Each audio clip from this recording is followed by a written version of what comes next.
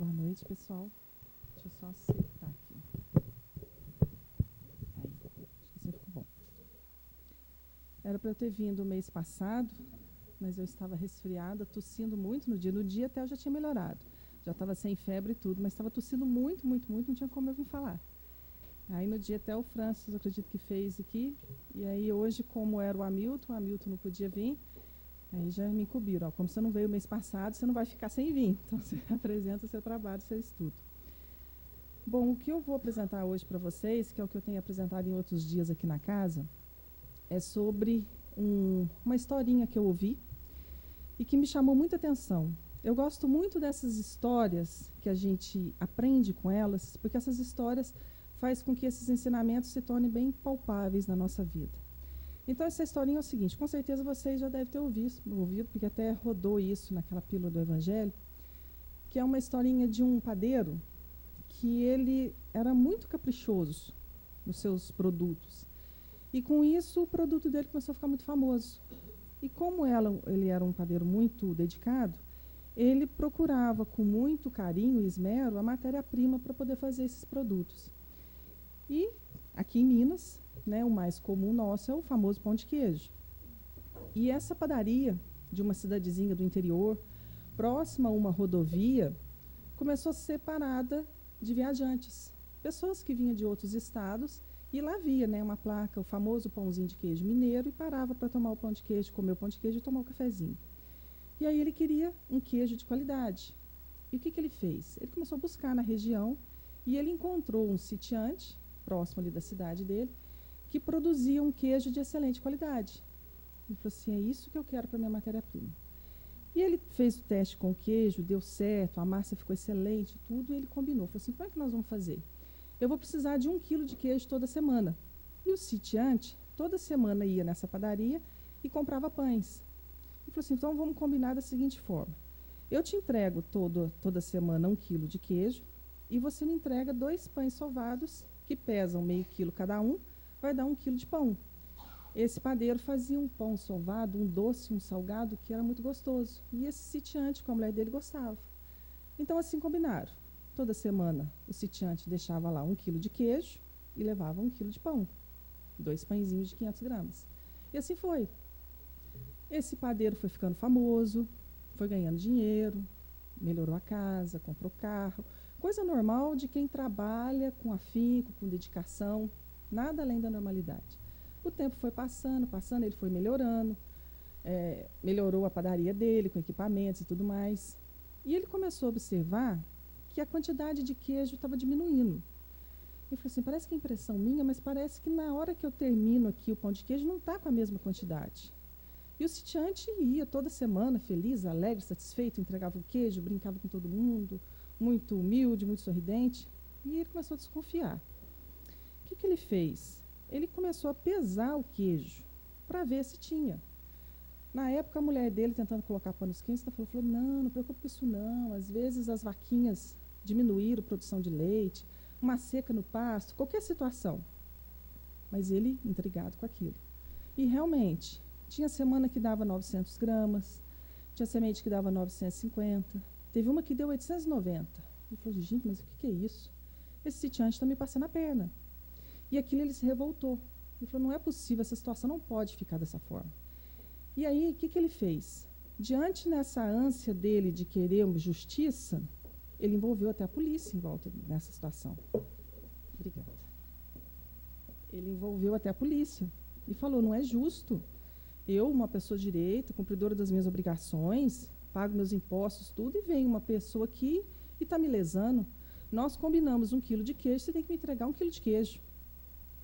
O delegado, tentando juntar as provas, falou, olha, esse senhor é muito simples, muito humilde, vamos até a casa dele e entender o que está acontecendo. E assim foram. Chegaram lá na casa do sitiante, ele assustou, né, vendo o padeiro chegar com a polícia e tudo mais, e com os queijos na mão.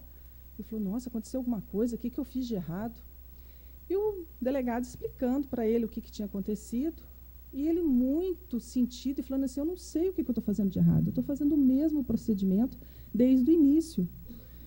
O delegado, entendendo o que estava acontecendo ali, um desencontro de informações, perguntou para ele assim, olha, como que o senhor pesa esses queijos? Como é que o senhor faz essa medição? Ele falou, não, olha, eu vou em cá que eu vou lhe mostrar. Aquelas estruturas antigas, com 2 pratos de alumínio, pendurados com uma estrutura de madeira no meio, né, com 2 vigas de madeira, aquelas balanças antigas que a gente pesa por equivalência. E ele falou assim, é assim que eu peso. Então, eu pego os pãezinhos, que dá 1 quilo, e coloco aqui o queijo, e vou ajustando até dar o quilo. Na mesma hora, o padeiro entendeu. O que ele tinha feito? Na ânsia de querer ganhar um pouquinho mais, entendendo o que o dinheiro podia comprar, ele diminuiu um pouquinho o peso do pão. Mas não avisou nada para ninguém, né? Continuou cobrando o pão de 500 gramas. E o sitiante pesava o queijo em cima daqueles pães. Diante dessa situação toda, o que aconteceu? O padeiro, que antes exigia justiça, se sentindo vítima de uma situação, passa a ser então o réu. E aí toda a história inverte. Quando eu vi essa história, achei muito interessante, porque ela fala de 2 pontos. 2 pontos que constantemente nós ouvimos dentro da casa espírita, que é a lei da causa e efeito e a nossa imperfeição moral. É isso que eu quero conversar com vocês hoje. A lei da causa e efeito é aquela historinha básica, né? Que a vida me devolve aquilo que eu ofereço à vida. Nessa historinha aqui, ficou muito fácil e muito prático da gente entender. A partir do momento que ele se compromete a entregar 1 quilo de pão, e assim ele não faz, ele diminui, ele passa a receber menos queijo. E assim é a nossa vida. Nós recebemos aquilo que nós oferecemos à vida. Ou nós colhemos aquilo que nós plantamos. E é interessante quando a gente começa a entender isso, que a gente começa a entender que tudo que está passando na minha vida está certo. Não é uma aceitação, mas é uma compreensão, que é diferente, né? Aceitar, eu aceito tudo, cabecinha abaixo, mas compreender, eu começo a compreender, e eu não tenho uma atitude totalmente passiva, mas eu tenho uma atitude de compreensão, tentando mudar aquilo que me incomoda. E quando eu penso nessa lei de ação e reação, lei de causa e efeito, nós percebemos que não existem vítimas. Nós não somos vítimas da nossa vida. Nós não somos vítimas das situações que enfrentamos. É uma consequência. É um continuar de ações que, infelizmente, vão nos dar resultados bons ou negativos. E quando a gente percebe isso, é muito bonito que a gente perde de nós aquela imagem de um Deus rei, um Deus todo-poderoso, que nos julga constantemente, porque passa para nós essa ideia de um Deus justo e racional, porque eu não estou sendo castigado de forma aleatória, eu estou sofrendo situações que vão me fazer aprender coisas que eu ainda desconheço. E, infelizmente, né, a gente aprende pelo amor ou pela dor. Pelo amor é um pouquinho mais difícil, porque a gente teria que ter essa perfeição moral que nós ainda não temos. Então, a gente aprende pela dor. É como ir tirando uma casquinha, né? Essa alma, esse espírito iluminado que nós temos, que é a essência divina, ele está meio apagado. Então, a gente tem que ir tirando essas casquinhas. A dor é isso, ela vai tirando e vai fazendo com que a gente aprenda a entender a vida de uma outra forma. E quando a gente fala sobre a lei de causa e efeito, eu lembro que quando eu comecei a estudar o Espiritismo, isso já há algum tempo, né? E naquela fase e tudo mais, eu ficava pensando, falava, gente, mas será que Deus vai ficar anotando num caderninho tudo aquilo que eu faço de errado? Porque imagina, eu falo uma mentirinha aqui, ou eu dou um tropeço aqui, eu faço qualquer coisa de errado aqui, lá na frente eu vou ter a resposta disso, imagina. Como é que funciona isso? Tudo que eu faço eu vou ter uma resposta, que a gente vai estudando, nós vamos entendendo que é assim, né? Nenhuma oração fica sem resposta, nenhum plantio fica sem uma colheita. Eu falo assim, mas nossa, até as coisinhas pequenininhas que a gente acha que ninguém está sabendo, Deus está lá anotando. Tem uma pergunta no Livro dos Espíritos, questão 964, e Kardec faz uma pergunta parecida com essa indagação minha. Ele pergunta o seguinte: Deus tem a necessidade de se ocupar de cada um dos nossos atos para nos recompensar ou nos punir, e a maioria desses atos não são tão insignificantes para Ele? Porque é isso, né? Ele fala, gente, Deus tem tanta coisa, eu aqui tão pequenininho, eu vou cometer uma coisinha depois vai vir uma bomba em cima de mim por causa disso? Porque a gente tem essa mania, né? A gente acha que a gente tropeça e machuca o pé. Ah, é porque eu fiz alguma coisa para trás. Não, não é bem assim, né? E a resposta dos espíritos: Deus tem suas leis que regulam todas as vossas ações. Se as violais, é vossa falta. Sem dúvida, quando um homem comete um excesso, Deus não pronuncia um julgamento contra ele para lhe dizer, por exemplo, foste guloso e vou te punir. Mas ele traça um limite, as doenças e, frequentemente, a morte. São as consequências dos excessos. Eis a punição. Ela é o resultado da infração à lei. Assim é em tudo. E quando a gente escuta muito sobre essa questão do plantio, da colheita, até uma frase muito comum, né, que o plantio é voluntário. Eu posso escolher, mas a minha colheita é obrigatória. A gente observa na natureza, que é coisa que hoje a gente não tem muito tempo para fazer. E eu vejo a natureza como um exemplo maior dessas leis de Deus que a gente ainda não consegue compreender. Essa vida corrida nossa, urbana, a gente vai no supermercado, compra tudo, a gente nem percebe que tudo, na verdade, é semente, é grão, que tudo vem disso, né? E aí, analisando, pensando sobre isso, eu ainda fiquei pensando, falei assim, gente, que coisa interessante que a natureza. Eu planto um grãozinho de feijão, aquele grãozinho vai para a terra, vira uma folhagem, uma rama, que sai dali uma vagem com vários grãozinhos de feijão. Eu planto um grãozinho de milho, que nasce um pé de milho com várias espigas, com inúmeros grãozinhos de milho. Então, na verdade, a natureza, ela aumenta aquilo que eu coloco. Eu coloco um grão e eu colho inúmeros. Lá a gente planta muito amendoim, e o que coloca né, separa lá a sementinha, um saquinho de semente de amendoim, e sai aquele tanto. E a gente observando, fala assim, mas então, olha só, na verdade, já está dando a dica para nós. Aquilo que a gente planta é multiplicado, mas também dá um medo, né? Porque se eu planto sementes ruins, eu também vou ter essa dobra desses frutos ruins. Mas se eu planto sementes boas, eu vou ter uma dobra desses frutos bons. E uma vez falando sobre isso, junto com as meninas lá da Crenoc, foi muito interessante, porque prestando atenção nisso, ela falou para mim assim, nossa, agora eu estou entendendo algo na minha vida. Eu falei assim, o que é? Eu plantei tanto tempo sementes de ingratidão, que agora eu estou colhendo esse fruto da solidão. E eu fiquei pensando, falei, realmente, a gente não presta atenção nessa qualidade de sementes que nós estamos plantando. A gente vai vivendo, né? Conforme nossa própria vontade.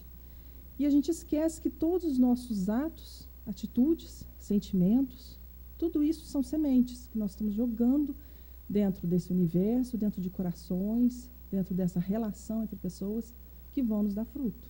Não tem jeito. E por que as nossas sementes são ruins? Era uma pergunta que eu me fazia, né, quando eu estava fazendo esse estudo. Por quê? O que falta para a gente melhorar essas sementes? E aí vem a continuidade desse estudo aqui. Pela nossa imperfeição moral.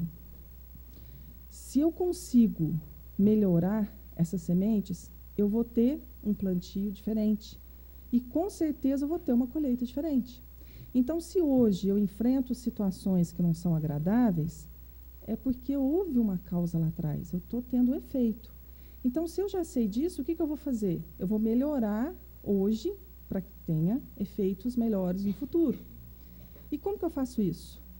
Melhorando as minhas sementes. Como que eu melhoro essas minhas sementes? Melhorando moralmente. E aí aquela questão, por que isso? Porque, na verdade, nós somos igualzinho aquele padeiro. A gente faz as coisas achando que ninguém sabe. Né? O padeiro diminuiu um pouquinho as gramas do pão, achando que não ia ter problema, ninguém ia saber. Era ele que vendia, era ele que fazia. Ninguém sai de uma padaria e pesa os pães para saber se os pães estão com o peso certo ou não, né? A não ser hoje que eles têm que ser pesados na nossa frente. Mas nessa época aqui da assessoria, não. Mas, então, como que eu faço isso? Eu tenho essa atitude de achar que ninguém está vendo. Eu faço aqueles pequenos deslizes e falo assim, mas ninguém está sabendo, né? Isso não vai acontecer em nada. São as sementes ruins. E o mais interessante é que, se a gente pensar, não existe isso, ninguém está vendo, ninguém sabe. Existe uma pessoa, alguém muito importante na nossa vida, que vê e que sabe de tudo. E não vamos entrar nem na questão que é Deus, porque Deus já é muito maior do que tudo isso. Mas quando eu falo que ninguém vê, que ninguém está sabendo, eu estou sabendo. Hoje, aqui, nós temos o quê? Nós temos uma personalidade. Nós somos uma pessoa, exercemos uma atividade, uma profissão, temos um nome. Mas, na verdade, nós somos muito mais do que isso. Nós somos espíritos imortais, com inúmeras experiências de vida. Então, quando eu falo que ninguém está sabendo, eu estou sabendo.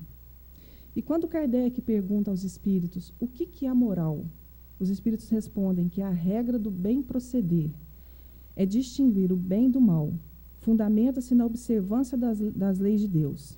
O homem procede bem quando faz tudo pelo bem de todos.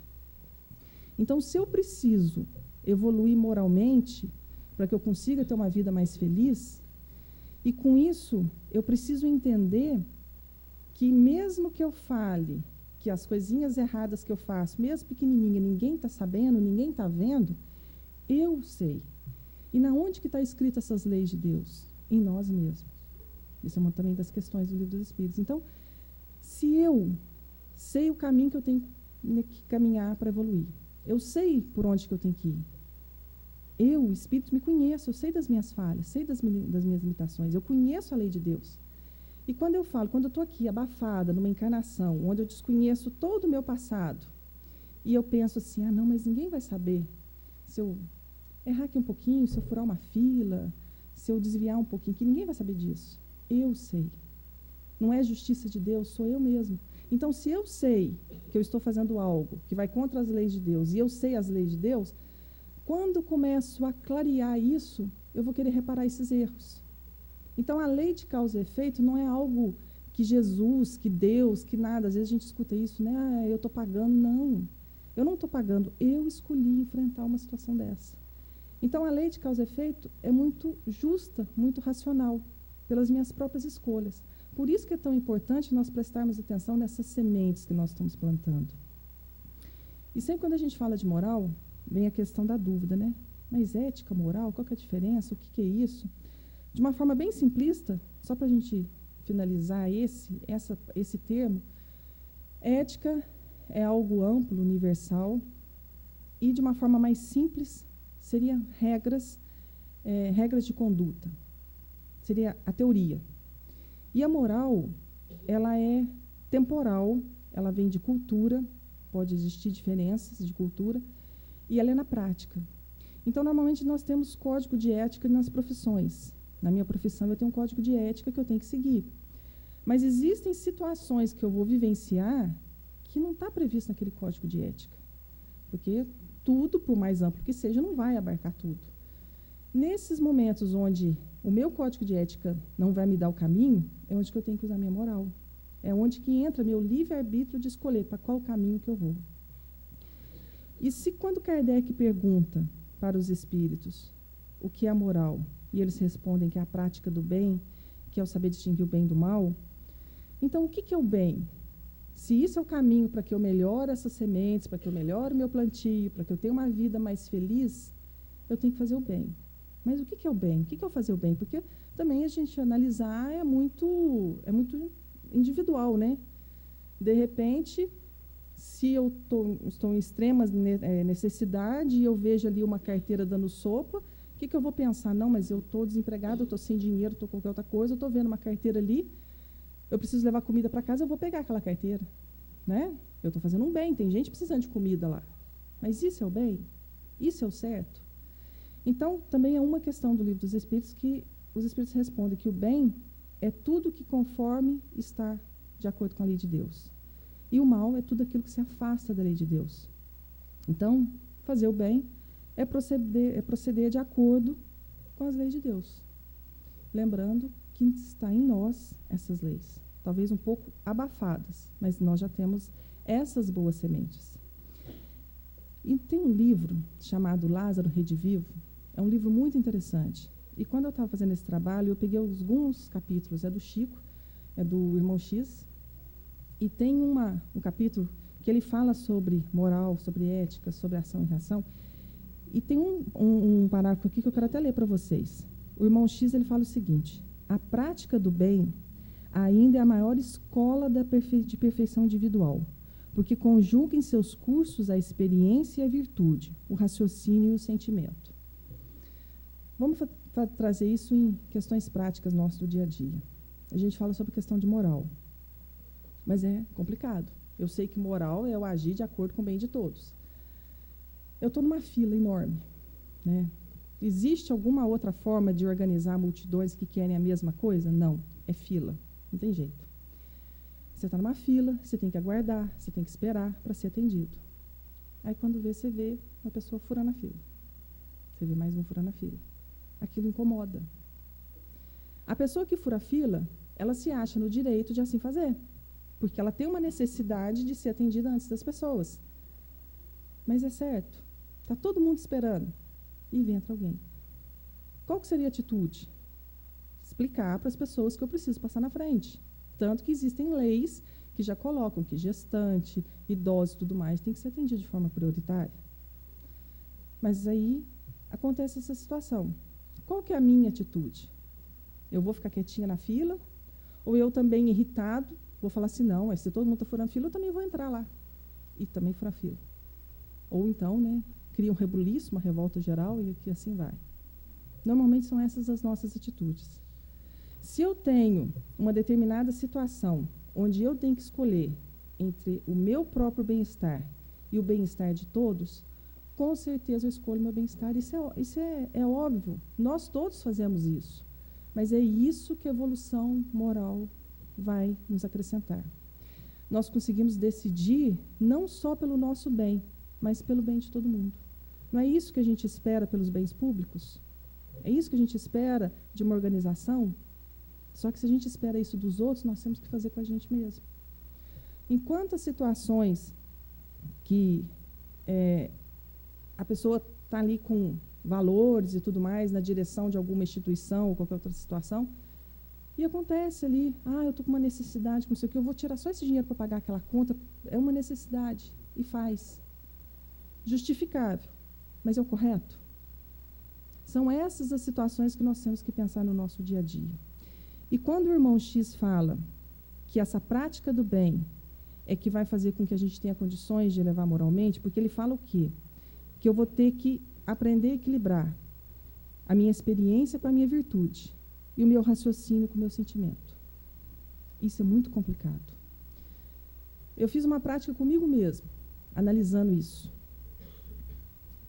A questão da caridade. Nós sabemos que nós temos que ter a virtude da caridade, né?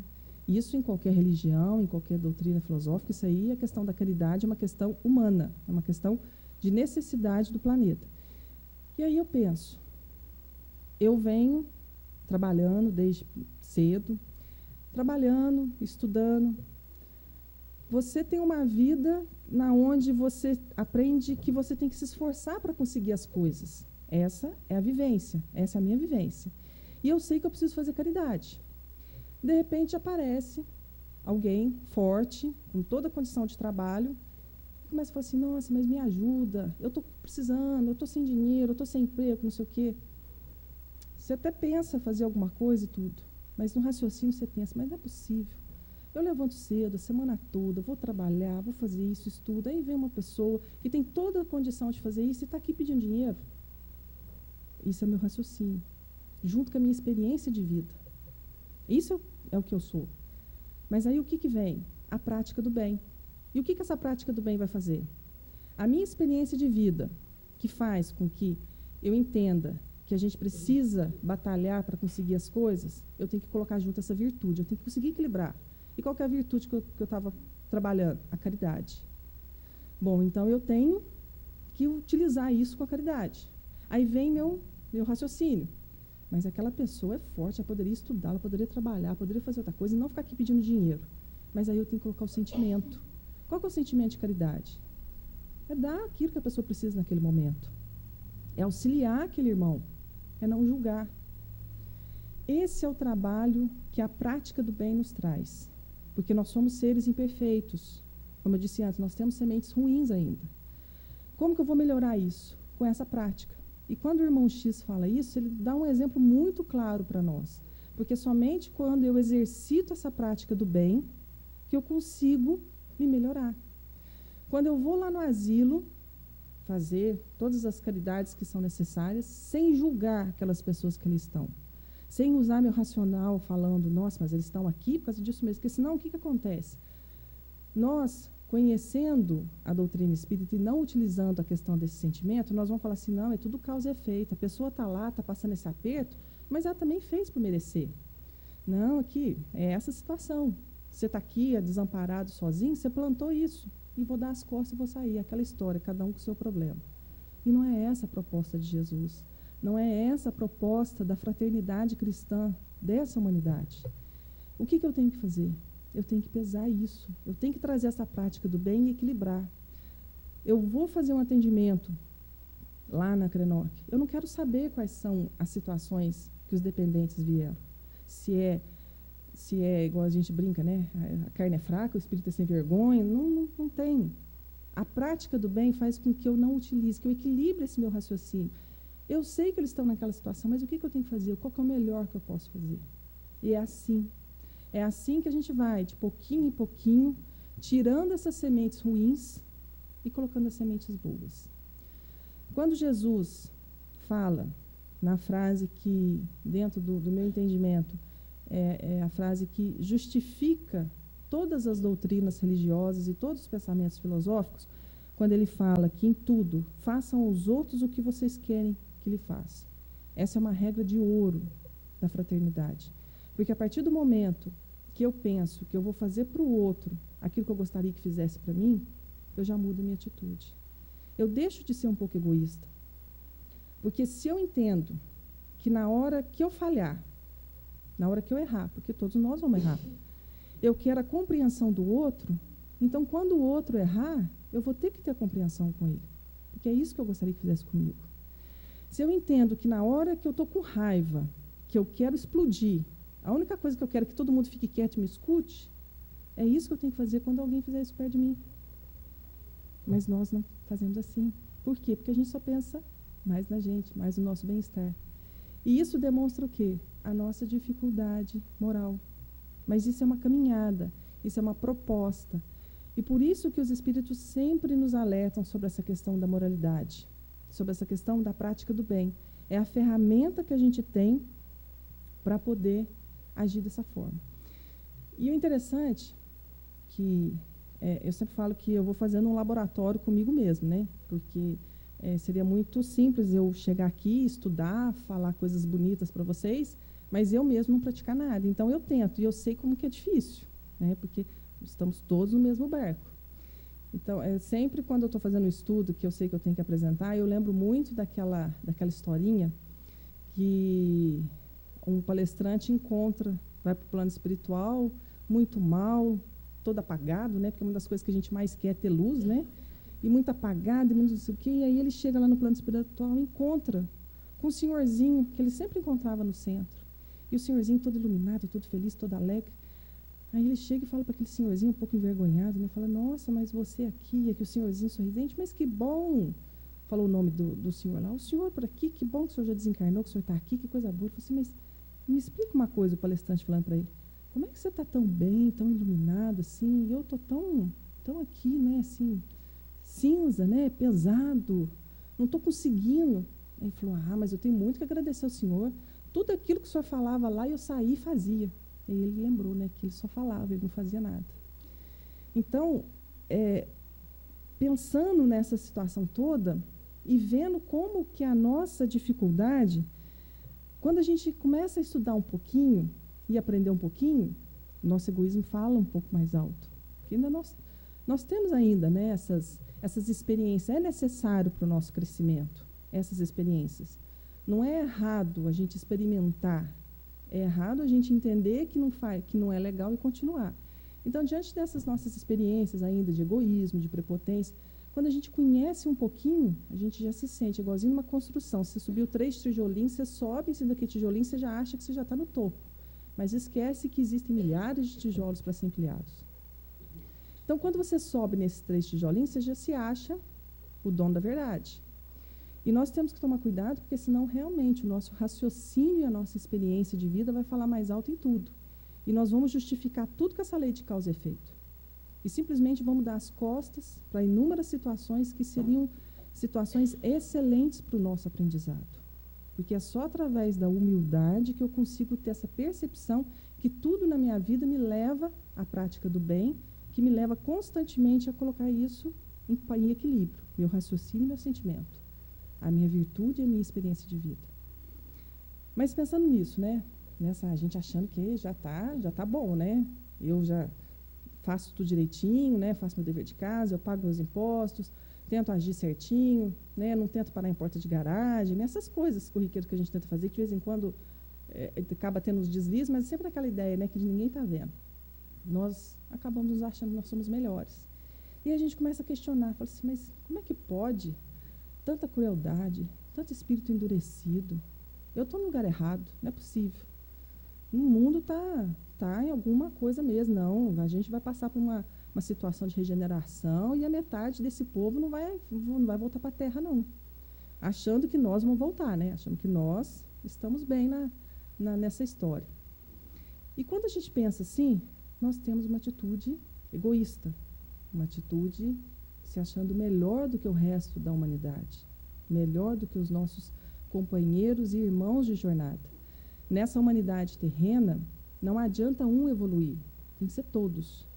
O planeta de transição muda com todos, é uma vibração. Não é com um, com dois ou com três, é com todos. E aí, diante disso, tem uma questão no Livro dos Espíritos, a 634, que eu acho ela muito interessante, porque eu imagino que Kardec estava tendo essa mesma sensação, né, de achar que, isso é interpretação minha, tá? De achar que, diante de tanta crueldade, e aí? E essas pessoas que estão tentando melhorar? Eu vou ter que conviver com essa turma ainda endurecida? E Kardec afirma, porque o mal está na natureza das coisas. Eu falo do mal moral, ou seja, todos seres imperfeitos, a gente sempre querendo levar vantagem em tudo. E aí ele pergunta, Deus não poderia criar a humanidade em melhores condições? E o que os espíritos respondem? Isso aqui para mim é uma puxada de orelha, né? Chamando a atenção mesmo. Já te dissemos, os espíritos foram criados simples e ignorantes. Deus deixa ao homem a escolha do caminho. Tanto pior para ele se toma o mal. Sua peregrinação será mais longa. Se não houvesse montanhas, o homem não poderia compreender que se pode subir e descer. Se não houvesse rochedos, ele não compreenderia que há corpos duros. É preciso que o espírito adquira experiência, e para isso é preciso que ele conheça o bem e o mal. Por isso há a união do espírito e do corpo. Então isso quer dizer o quê? Para que eu entenda o que é o bem e o mal, e com isso eu entendo o que é a moral, porque a moral, antes eles não responderam lá, que é eu saber distinguir o que é o bem e o mal e ir pelo caminho do bem, então eu tenho que aprender o que é o bem e o mal. E como que eu vou aprender? Experimentando, vivendo, errando, caindo, levantando. É como uma gangorra. Com certeza todos vocês já brincaram quando criança com aquela gangorra. Eu adorava brincar com aquilo. Então eu vejo essas virtudes e essa experiência da vida como uma gangorra. Quando a gente era criança que brincava, quando acontecia da gente ter um amiguinho com o mesmo peso nosso, a gente ia, subia, e de repente brincava de equilibrar. Ficava os dois no mesmo ponto. Isso eu acho que é a proposta da experiência das reencarnações. Para que eu entenda o que é o amor, eu vou ter que entender o que é o ódio. Para que eu entenda o que é a paz, eu vou ter que entender o que é a guerra. Nós, espíritos imortais, passamos períodos encarnados, que é a escola de experiência, que é onde eu vou aprender a equilibrar virtudes, raciocínio, sentimento, experiência. Então, ora eu vou experienciar em situações de amor e ora em situações de ódio. Ora em situações de paz, ora em situações de guerra. Até que eu consiga equilibrar. Porque como que eu vou escolher, como que eu vou entender o que é a paz se eu realmente não passar pela situação da guerra? Como que eu vou entender o que é a abundância se eu não passar pela miséria? Como que eu vou entender o que é saúde se eu não passar pela doença? Eu tenho que vivenciar esses opostos. Somente assim eu vou conseguir decidir. E isso é o nosso caminhar. Isso é o mais interessante, porque quando a gente percebe, a gente fala assim, mas então não é errado eu errar. Não. Com certeza a gente erra tentando acertar. Só que às vezes algumas coisas saem erradas. Algumas coisas não saem como a gente espera. E com isso eu vou aprendendo. Porque se algo me dói, eu já sei, bom, não gostei, então não é aqui. E assim eu vou conseguindo escolher. Porque senão como que eu vou falar para vocês assim, nossa, eu quero viver em paz. Mas eu sei o que é paz? Não. Então, eu vou ter que passar por momentos de extrema turbulência para que eu entenda o que é a situação de paz. E, às vezes, nós conseguimos fazer isso dentro de uma encarnação. Às vezes, não. Às vezes, nós temos que passar encarnações, vivenciando situações para que a gente possa passar para um próximo degrau. Por isso que a gente não pode julgar. Não nos cabe julgar ninguém. Muito menos falar de determinadas situações, levando em consideração essa situação de causa e efeito. Por quê? Porque cada um vive a sua experiência. De repente, aquela pessoa que vive numa situação desagradável, lá no fundo do poço, é aquele momento dela viver aquilo lá. Ela precisa. Claro que envolve inúmeras situações das pessoas que vivem próximo, mas é o momento dela. Assim como aquele que vive numa tranquilidade, é o momento dele. É muito simples eu julgar o outro diante das minhas expectativas. Por isso que a gente não deve julgar. Porque cada um vai ter a sua própria história, a sua própria caminhada. E diante disso, se a gente pensar assim, tá, mas então eu preciso experimentar, tanto de um lado quanto de outro. Mas é ruim, isso dói. Eu já não poderia conhecer a paz de uma vez, eu já não poderia conhecer o amor de uma vez. Jesus veio aqui e falou tanto para a gente do amor. Por que a gente ainda enrola, faz uma bagunça danada e acaba confundindo mais as coisas do que acertando? Eu não poderia vir dar uma receitinha pronta, igual uma receita de bolo, mostrar para a gente a verdade, pronto, aí eu seguiria esse caminho e daqui a alguns 1000 anos estaria lá, evoluída, bonitinha, certinha, sem sofrimento? Eu não poderia conhecer a verdade tudo de uma vez? E os espíritos respondem para Kardec que não. A resposta deles é o seguinte: é preciso que cada coisa venha a seu tempo. A verdade é como a luz. É preciso nos habituar a ela, pouco a pouco. De outra forma, ela nos deslumbra e nos cega. Eu não tenho como compreender algo se eu não conheço. Se eu vivo ainda em situações desconhecidas, dentro do meu planejamento reencarnatório, dentro do meu ser, eu como espírito, eu preciso ir devagarzinho aprendendo. Eu preciso ir devagarzinho me conhecendo e sentindo. Nossa, eu tenho dificuldade nisso, eu tenho dificuldade naquilo, eu tenho facilidade nisso. E assim, aos pouquinhos, eu vou me conhecendo. E aos poucos a verdade vai aparecendo. Porque se vier tudo de uma vez, nós não temos nem estrutura. É igualzinho a questão da gangorra. A gangorra suporta o peso das crianças porque ela tem estrutura para aquilo. Um momento, uma fase da minha encarnação, da minha vida, da minha experiência como espírito, eu não vou precisar mais ser um ponto e outro. Eu vou conseguir ser a gangorra no todo. Eu não vou precisar mais, dentro da virtude, da caridade, entender o que é a caridade e o que é o egoísmo. Eu já vou conseguir entender esses dois sentimentos e já ser essa estrutura. E, a partir daí, a guerra ou a paz não vai me incomodar, porque eu já consegui me equilibrar. A partir daí, o ódio ou o amor não vai me incomodar. Eu não vou me deslumbrar diante disso, achando, nossa, eu sou uma pessoa que já consigo compreender o amor. Não, porque eu já vou ter toda essa estrutura e isso não vai me deslumbrar mais. E por que a gente fala tanto disso? Né? Por que sempre aqui no centro vocês sempre vão ouvir sobre essa questão da reforma íntima, da evolução moral?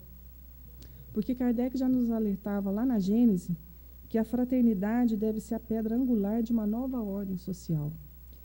Eu acredito que todos aqui, o que mais esperam, o que mais desejam, é um mundo melhor, um planeta melhor, uma cidade melhor, um país melhor, pessoas melhores. Todos nós queremos isso, com mais igualdade, com mais tranquilidade, mas a base disso vai ser a fraternidade. E Kardec continua, nesse capítulo da Gênese, falando o seguinte: somente o progresso moral poderá assegurar a felicidade na Terra, refreando as más paixões.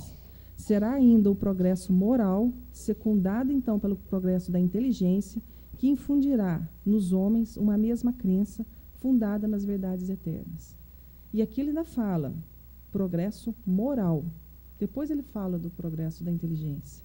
Porque de nada adianta sermos inteligentes e sermos ainda moralmente imperfeitos. Porque senão usaremos toda a estrutura da inteligência simplesmente para o nosso próprio bem-estar. E aí não aprenderemos o que é a fraternidade. E para que tudo isso melhore, para que tenhamos realmente uma vida em comunidade melhor, o que nós precisamos é aprender a fraternidade. O que nós precisamos é entender que, diante de um bem maior de todos, o meu egoísmo tem que ser abafado. Diante de uma situação, né, vou voltar ao exemplo de novo, de uma fila que demora horas e horas e horas, se eu estou ali, eu vou ter que aguentar a fila. Né? É direito de todo mundo, é a questão da igualdade. É difícil, é esse o trabalho que a gente tem que fazer, em pequenas coisas no nosso dia a dia. Somente assim nós vamos conseguir entender o que o irmão X disse lá, que a prática do bem é o que vai nos evoluir. Quando eu consigo equilibrar a minha experiência de vida, a minha virtude, o meu raciocínio com o meu sentimento. Esses são os pratos da balança. Essa vai ser a minha ferramenta.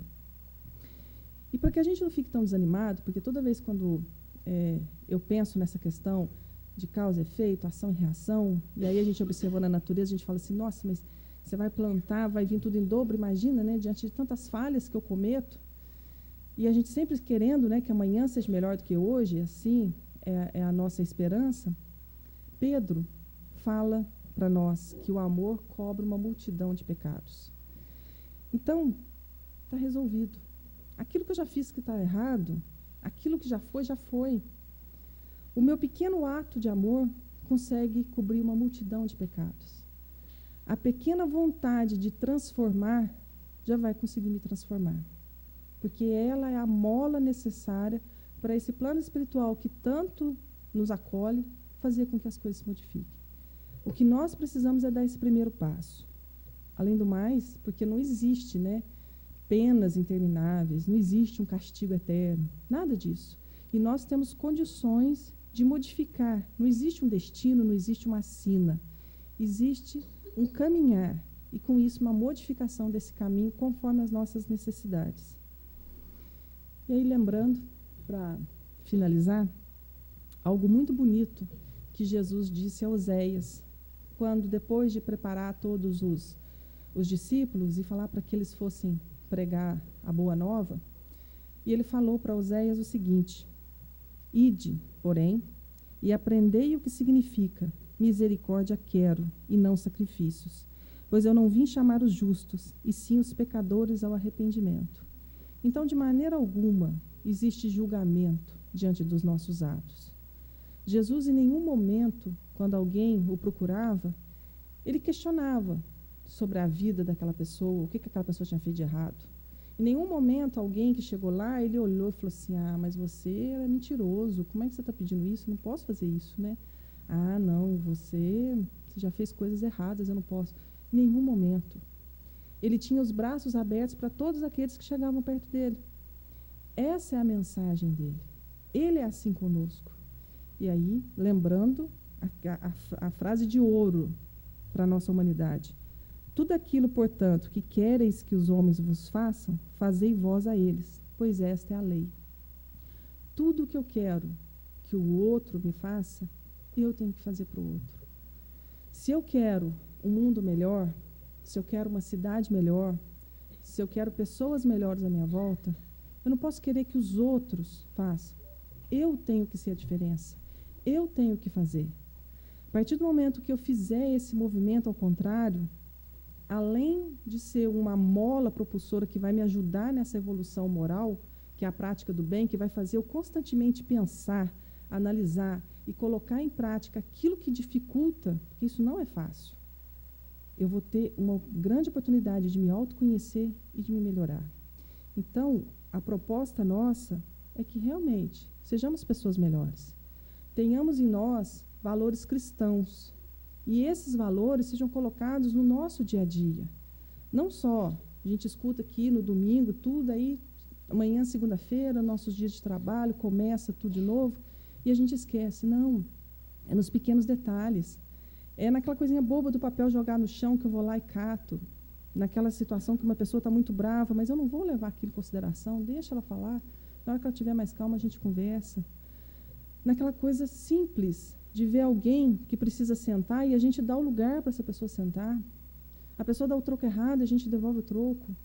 Pequenas coisas que nos modificam no dia a dia. Atitudes cristãs, realmente cristãs, que vão fazer que nossa cidade, nosso bairro, nosso planeta, nossa humanidade se torne melhor. Não são os outros. Essa mudança tem que começar em nós. Gente, obrigado. Que Jesus nos abençoe e ampare. E que a gente tenha essa vontade de melhorar sempre, continuamente. Obrigada.